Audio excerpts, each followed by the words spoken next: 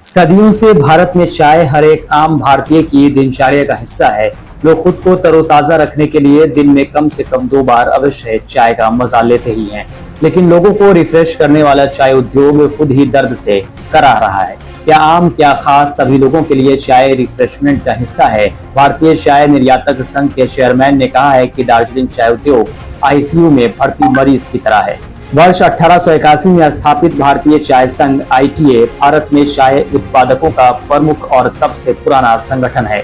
इसने नीतियां बनाई और उद्योग की वृद्धि और विकास के लिए कार्रवाई शुरू करने की दिशा में एक बहुआयामी भूमिका निभाई है। मौसम की मार के चलते चाय की राजधानी कहे जाने वाले दार्जिलिंग में उत्पादन घट रहा है। वहीं नेपाल से बढ़ रहे आयात ने उद्योग की कमर तोड़ दी है। दार्जिलिंग की फसल प्रतिवर्ष 65 लाख किलोग्राम तक कम होने के साथ नेपाल में उत्पादन 60 लाख किलोग्राम हो गया है। कनोडिया ने कहा कि नेपाल की चुनौती गंभीर हो गई है क्योंकि वह भारतीय बाजार में घुसपैठ कर रहा है। उन्होंने कहा, दार्जिलिंग की फसल प्रतिवर्ष 65 लाख किलोग्राम तक कम होने के साथ नेपाल में उत्पादन 60 लाख किलोग्राम हो गया है।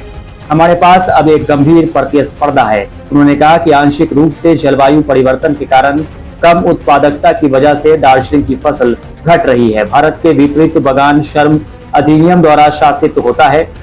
उन्होंने कहा, दार्जिलिंग एक उच्च लागत वाला परिचालन बन गया है जिसमें 60% लागत मजदूरी की बैठती है। दार्जिलिंग के अधिकांश बगानों को 200 रुपए प्रति किलोग्राम का नुकसान हो रहा है और प्रत्येक बगान को कुछ करोड़ रुपए का नुकसान हो रहा है।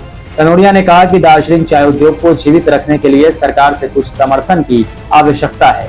दार्जिलिंग चाय, जिसे चाय की शैंपेन के रूप में भी जाना जाता है, भारत दुनिया के शीर्ष चाय खपत करने वाले देशों में से एक है, जहां देश में उत्पादित चाय का 80% घरेलू आबादी द्वारा उपभोग किया जाता है। भारत से निर्यात की जाने वाली अधिकांश चाय काली चाय है, जो कुल निर्यात का लगभग 96% है। दार्जिलिंग चाय, जिसे चाय की शैंपेन के रूप में भी जाना जाता है, दार्जिलिंग चाय के अन्य 2 प्रकार यानी ग्रीन और व्हाइट टी में भी जीआई टैग है। ऐसा माना जाता रहा है कि चाय की उत्पत्ति उत्तर पूर्वी भारत, उत्तरी म्यांमार और दक्षिण पश्चिम चीन में हुई थी। चाय कैमेलिया साइनेंसिस के पौधे से बना एक पेय है। पानी के बाद यह दुनिया का सबसे ज्यादा पिया जाने वाला पेय है, लेकिन अभी तक यह निश्चित नहीं किया जा सका है कि इनमें से वास्तव में यह पहली बार कहां पाई गई थी। इस बात के प्रमाण है कि 5000 वर्ष पूर्व चीन में चाय का सेवन किया जाता था।